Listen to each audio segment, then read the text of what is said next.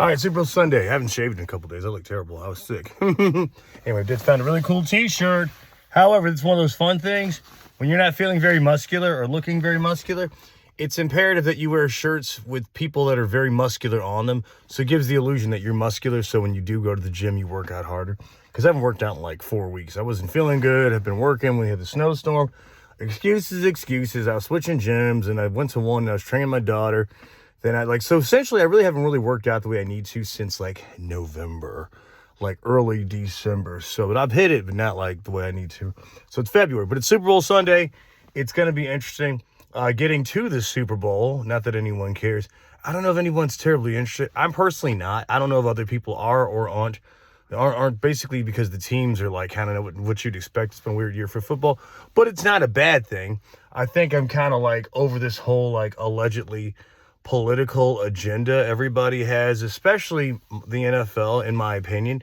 Not saying anything good or bad, but like parts of sporting events and certain things have become quote unquote woke, and there's nothing wrong with that. But my biggest thing is the intention as to why it became woke and all this inclusion and stuff like that. Not saying anything bad, but because a lot of people, I only care, and it's like, no. Like, you care about the money. You don't care about the principle. You really don't care about the people. It's not about the inclusion, because if you look at who owns the NFL, what does everybody look like? If you care really benefits from the NFL, the shareholders, the people that are really making money. I forget the athletes making $100 million, a couple seasons. They're broke. If somebody can afford to pay you that much, they're making ridiculous numbers. And everybody's bragging about how expensive it is to go. Like, if you gave me 5 tickets, I would not go, because I'm actually going on a cruise for free, but it's still costing me like a lot of money because you got to pay taxes, you got to fly to places, all the prices are overinflated, and you actually look at who's truly benefiting and what they actually give out. It's really not a lot. You could say, well, we spent, $30 million helping people, but when you've made like, $30 billion, it's like, hey, it's like me giving somebody 5 cents and helping them to have a great day.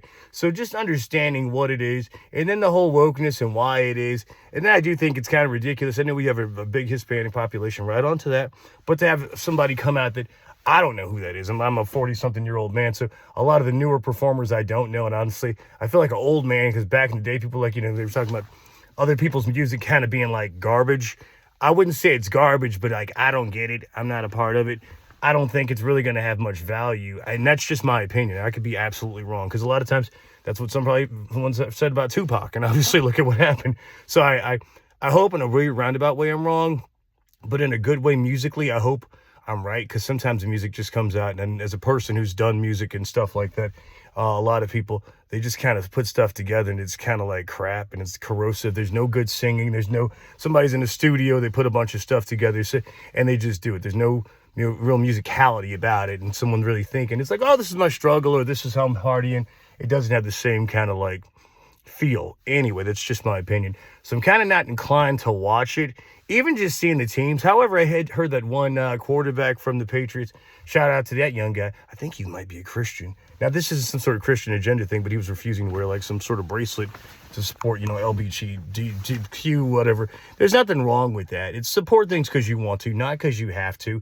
And like the whole inclusion in the NFL of certain things, it's a little sus in my opinion, because basically I know some accountants sitting somewhere saying this is 1.35 blah, blah, blah % of our revenue, but then this could potentially grow over the future if we say we include this and we include that, and we care. We don't have to care. Look at where all the money goes. Look at who all the people are that own it. They're not blah, blah, blah and blee, blee, blee and la, la, la.